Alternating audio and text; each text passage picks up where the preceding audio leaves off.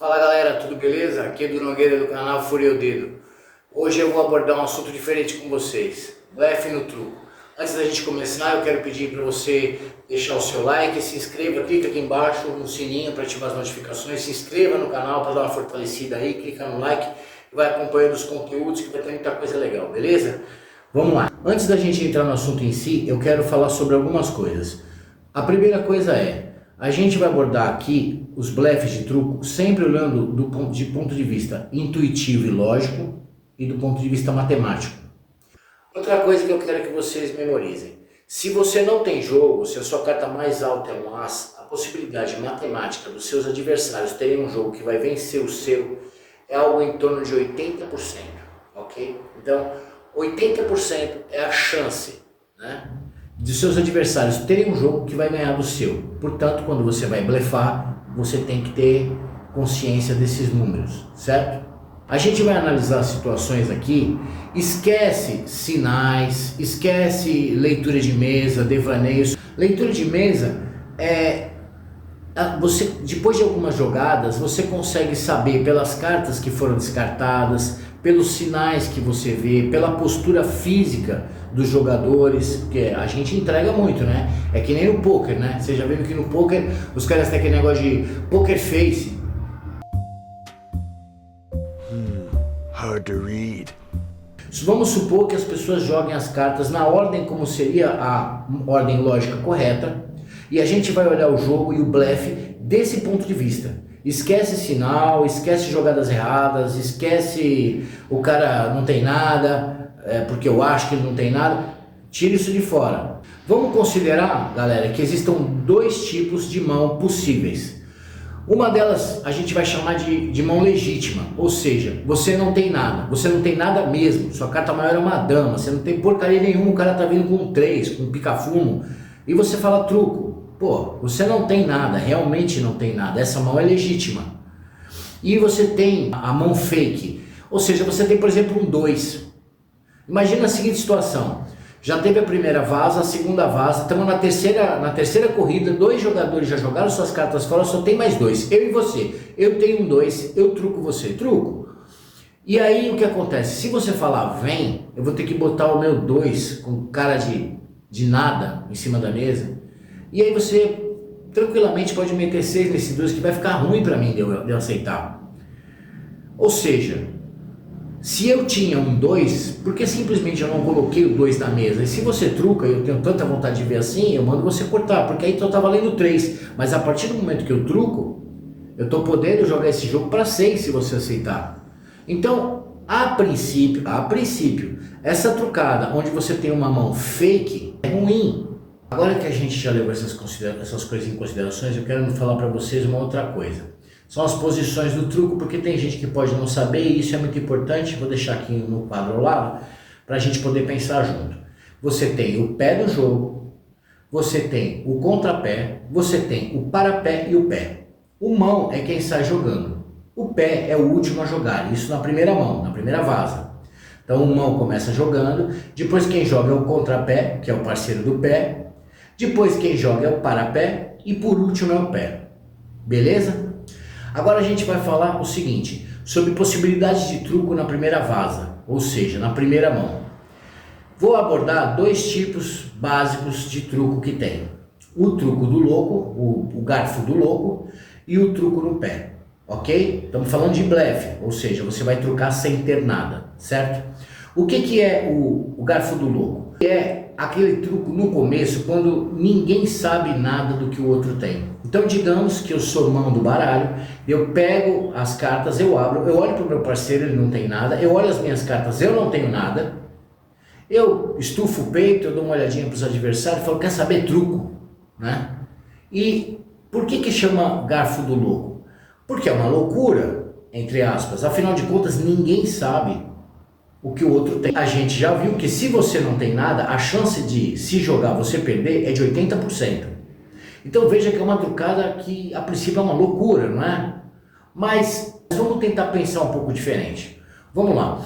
Você já jogou várias vezes na mão de 11, com certeza. Na mão de 11, como é a regra? Os jogadores trocam as cartas, um vê as cartas dos outros, né, de quem está em um com a mão de 11, E aí eles decidem se vão ou não. Se for, tá valendo 3. Ou eles podem correr e tá valendo 1 e perde só 1. Se você aceitar, você não teve leitura de mesa. Você não tem a menor ideia do que seus adversários têm.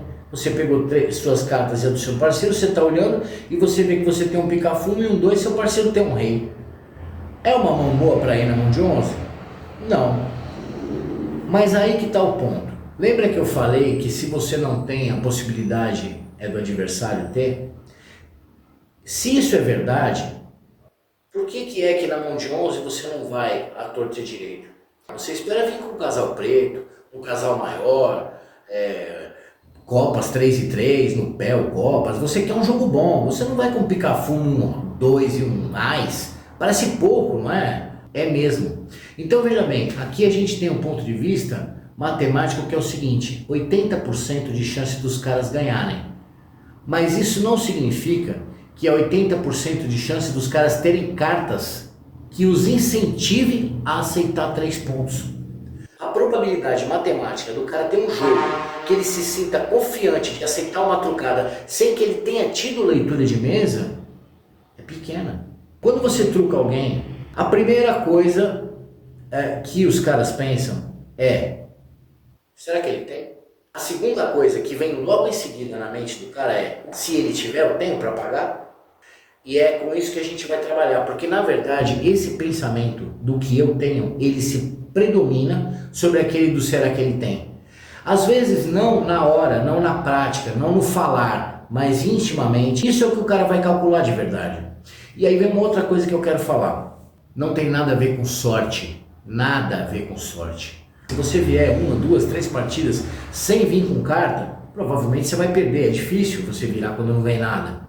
Mas no final do dia, no final de várias partidas, quem acaba ganhando mais é o melhor jogador, não é o mais sortudo. Beleza?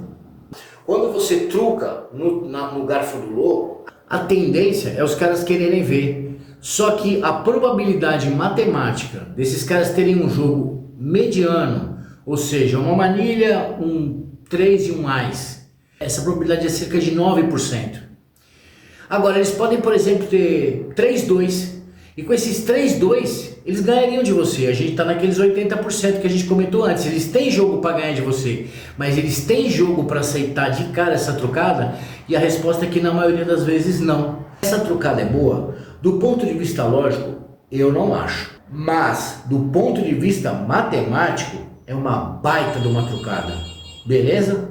Vamos para o segundo cenário, galera. O pé já tem leitura. O pé já conseguiu ver o que o mão e o parapé jogaram. Ele já sabe que os caras têm pelas cartas que eles jogaram. Por exemplo, o mão saiu com o rei. Aí depois o parapé, que é o parceiro dele, joga um 3 em cima do rei dele. Bom, você sabe que a carta mais baixa, pela lógica, do mão é um rei. Então esse cara tem jogo. Você já pegou o sinal, você já conseguiu pegar se um cara já baixou o ombro, já se encolheu, você já tem uma inspiração, você já tem uma ideia do que seus adversários têm. Mas isso não significa que não é uma trucada arriscada. E por que ela é uma trucada arriscada? Supondo que o seu adversário tenha um jogo alto, é muito fácil que ele não jogue nada na primeira para armar uma cama. É muito interessante para ele. Imagina que o cara tá de casal preto e 2. É o 2 que vai para a mesa. Então você vai lá e truca o 2 no pé, você pode estar caindo numa baita de uma cama. Só que tem um cenário em particular que eu acho bem interessante frisar, que é quando o mão sai de manilha. Eu vou largar um pouco o lado matemático, pragmático. Eu vou falar do ponto de vista lógico e com alguma experiência. Quando o mão sai com uma manilha, o que esse cara pode ter de jogo? Será que o parceiro dele tem uma manilha? Se o parapé tivesse uma manilha, o mão não teria jogado a manilha dele, né? Teria deixado para o parapé, que está mais perto do pé. O parceiro dele pode ter um zap, né? O cara da minha direita, o mão, pode ter trisal. O cara pode ter, por exemplo, espada 3 e 3. Ele não vai jogar o 3, ele vai jogar a espada. Então, tem várias situações com jogo alto que ambos os jogadores, tanto o mão como o parapé, podem ter para o mão sair com uma espada. Porém, o mais provável é que quando essa manilha vier do mão, você trucar, o parapé do jogo, ele tenha no máximo um 3. E aí os caras vão pensar, Se ele abrir minha manilha, vai fechar a segunda. O parceiro dele. É um pensamento instintivo. Primeiro ele vai pensar, será que ele abre? Depois eles vão pensar, mas e se ele abrir? Então, tudo leva a crer, quando o mão sai de manilha, que o para-pé não tem nada. Ou ele vai ter zap, ou ele vai ter 2, 3. E aí, se você truca essa primeira, a tendência é os caras pararem para pensar, será que ele abre? Porque se ele abrir, o nosso parceiro está fechado. Entendeu? Então é isso aí que eu queria passar para vocês hoje, beleza, galera? Trucadas na primeira vaza, que são trucadas de risco, mas que elas têm muita chance de você tirar pontos. Às vezes dá para tirar vários pontos nessa situação, beleza? Galera, fiquem com Deus, tenham uma boa semana, um abraço para todos, valeu, valeu!